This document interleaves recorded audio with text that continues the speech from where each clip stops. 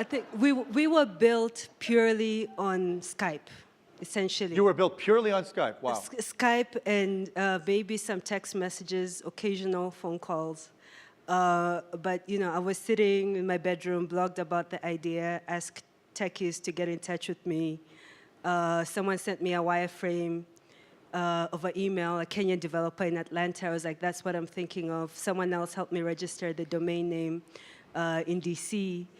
And the alpha version was live in 9 days.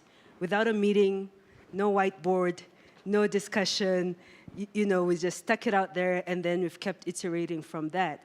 And the first in-person meeting of the four co-founders was a year later in San Francisco, of all places. I love that story. That is really cool. at our funder's office. And I think that the lesson and how we've been able to grant the lesson through that, I couldn't function without Skype. I mean, and Ushahidi can't function without Skype in terms of connection, communication, virtual water coolers, you name it. We've hacked a version of WordPress that we use as our chat stream internally. Yeah. And it's all about just leveraging the tools to create sort of these innovative companies that connect through networks and not necessarily through distance, which is a point that was made earlier. Yeah, just to a contrary point though, which Jim, there's three people with mics, oh my God. But what Jim said about what if Zuckerberg had never moved from Cambridge to Palo Alto. Having studied that as closely as anybody, perhaps except for Jim, I know for a fact that Mark explicitly mimicked Google in as many ways he could figure out to do. I mean, I didn't even go into it all in the book as much as could have been said. I mean, he specifically referred to Google all the time. He was studying that thing with binoculars, with a microscope all the time. And I think being in physical proximity was a huge asset, and he could not nearly have studied it so well and become such a fast-growing company in mimicking it if he had stayed anywhere else than that exact place. So, maybe that problem is disappearing, or maybe it isn't. But I wanted to hear from Dan. Did you lose the mic? I thought you had the mic. Oh, because Rajiv, we're going to get to you, but you said something before. I just want to get a new voice in. And then also great, thank you. My friend here. Yeah, Dan Eller on Accenture. I'm very intrigued by the idea of OS for cities, but remember that it took, in many cases, one company to define a dominant OS. So I'm curious about the concept of open. And Idei-san mentioned the idea. But Unix is a good example. So how does open source and open source concept, how do they help? What, in the city concept? Yes. How do you, well, you're thinking of it as a very open source kind of thing, aren't you? Well, what does it mean in this context? if you create kind of, city, I think it's no one company can dominate one city idea. So, as a result, automatically it's a kind of combination of more than 100 companies, I believe. But Accenture involves so much in a smart city project in the world. So it's a kind of core, is a kind of smart grid. But smart grids is a kind of based on current, power energy distribution. A smart grid doesn't work as a kind of smart, it's a very intelligent grid or something like that. Well, why don't you make a kind of fundamentally real smart grid in the new city? Yeah. So this is a kind of my kind of dream. And an OS is software, probably the single most important thing that's happened for software innovation has been open source by far. Made the innovation happen faster, yeah. Yeah, I mean, basically, before, if you had an idea, you had to do 90% of the implementation of the idea before you shed any value. Now, you get an idea, the time between the idea and actually being able to deliver the thing has gone down by an order of magnitude because of open source. Yeah. And also, it goes to sort of the global reach of it, in the fact that you can contribute to and consume open source from anywhere in the world. Yeah. Alan, and oh, Bright, I'm sorry, I've been stinting my friends here. Okay, Alan. The most important factor in innovation is merit. Okay, we got to get these three guys, because Bright also wanted to talk a long time ago. Alan? All right, so identify yourself. All right, Alan Marcus, World Economic Forum. So first, David, I'll bring extra adapters to Davos for you, just to solve that problem. Just get that off the table. Well, what did you just say? I'll bring extra adapters for your yeah, Davos, You should just move that thing to some other country. That's Yeah, well, I'll work on that for you. Bringing adapters is solving the wrong problem, by the way. No, so my question is, we're talking about, is innovation ideation, is it commercialization, and certainly hearing a lot more on the commercialization and value creation side. But it's interesting because the only measurement of innovation that I've heard so far was Kevin kind of quoting, the number of patents in 5 countries and patent filing sort of being a proxy for innovation. But if we're really talking about commercialization, how do you really measure innovation? How do you know it's happening? I mean, what are the attributes we can put to that? Because fundamentally, I've never really seen anything other than patent counts. And listening to this discussion, that's not the right way to measure. Anybody have a thought? I believe an innovation is not limited in technology, because technology is the only very huge area of innovation. However, marketing, innovation in marketing, and innovation even accounting, for the application for the business model. I think this is the kind of elements of the company needs innovation, innovative thinking.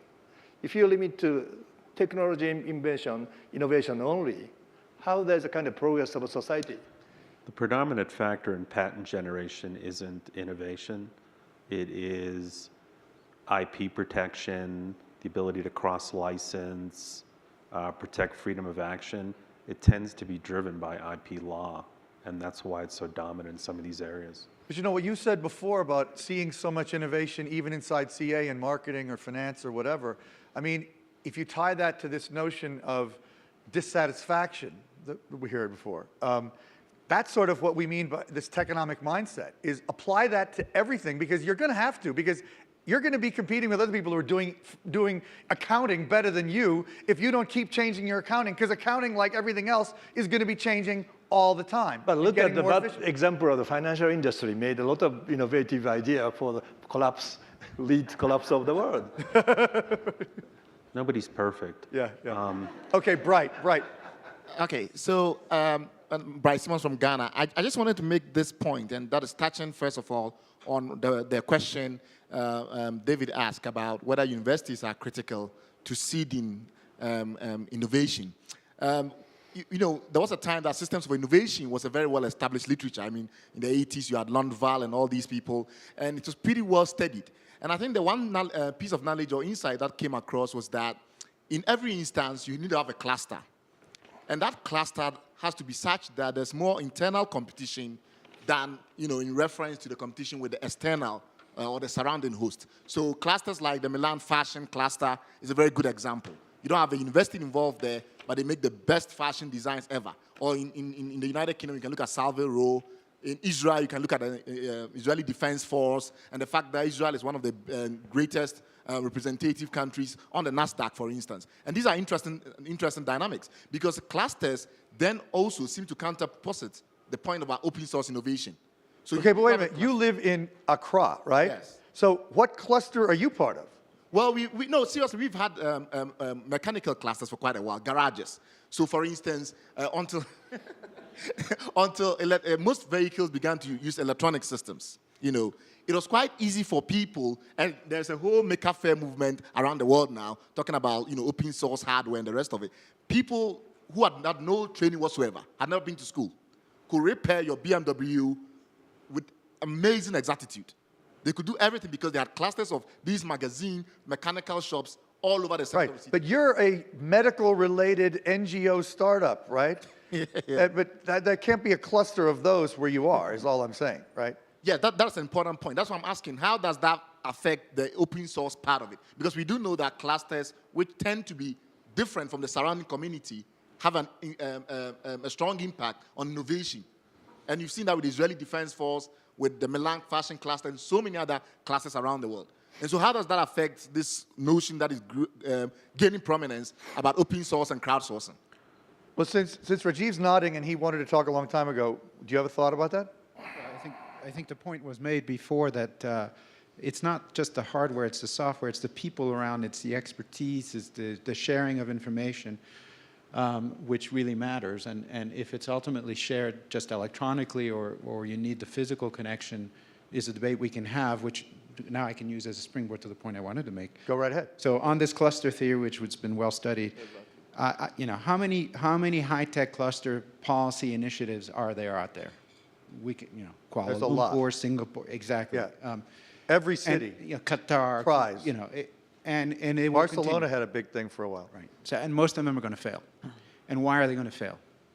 Because I think it's what I call the software, the human element of the people, the accumulated expertise. You can't build that. That happens in decades. And that's why, by the way, I think the source of innovation is going to continue to be the United States. So I don't, all this pessimism about the education and the state of the country, okay, I agree, there's room for improvement, but we should be extraordinarily encouraged about that, because I mean, the fact that there's these debates about whether the US can sustain innovation is extraordinarily healthy. This doesn't happen in most other countries. What they're trying to do is mimic the template of what was successful a decade ago in the US, and it won't be the template of what will be successful a decade from now in the Interesting US. for someone who lives in Shanghai to say that. And since the person next to you seems to have a related point, we're going to get to the other two people, but say what you're going to say. Hi, my name is Janice Nickel. We're talking a lot of innovation in the IT space, but what about innovation in hardware? I mean, that's very difficult to do in a distributed way. You very much need to have clusters and people working together when you have clean rooms and labs and things like that. So can you talk a little bit about, you know, hardware development or, you know, biotech, drug deliveries, things like that? How does that? Anybody want to tackle that? All three of you guys built or have built hardware in one way or another, as well as software, right? I mean, any thought? Kevin, what do you Well, certainly there's some aspects of innovation that are going to be capital intensive, that are going to require big capital investments to support the research or support the invention process. That it still doesn't mean the ideas that, you know, go into everything from the physics on up to what's being created can come from a variety of places. But when things come together, there is a certain aspect of the R&D innovation life cycle that is going to have to be near where those big capital investments are. But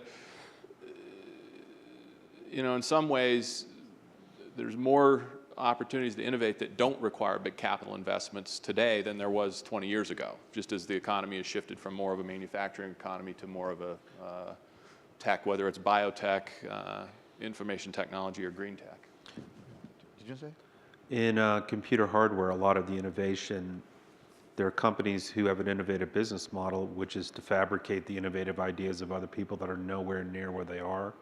So you actually need fabrication to do, you know, the first test and then go into production, but a lot of the innovation and the idea is done nowhere near where the actual fabrication occurs. What did you have to say? Oh, it has? You okay with that? As All right. one point, I think it's very difficult to make a distinction between hardware and software. It's a kind of clapping hand. The sound, which part of the sound come from, left hand or right hand? So I think software without device, that's meaningless. Device without software, I think it's a combination of the both. Yeah, and just to reinforce that, at Juniper, we do silicon R&D, and we've got 4 different geographies that we have engineers designing and creating the specs for silicon. But when it comes together and we got to go to the fab, then we got to go to the fab. But you can still do a significant portion distributed. A lot of the advancements in processing power have been a combination of hardware innovation and compiler innovation. You could not have actually had the hardware innovation without the compiler innovation and vice versa. Yes.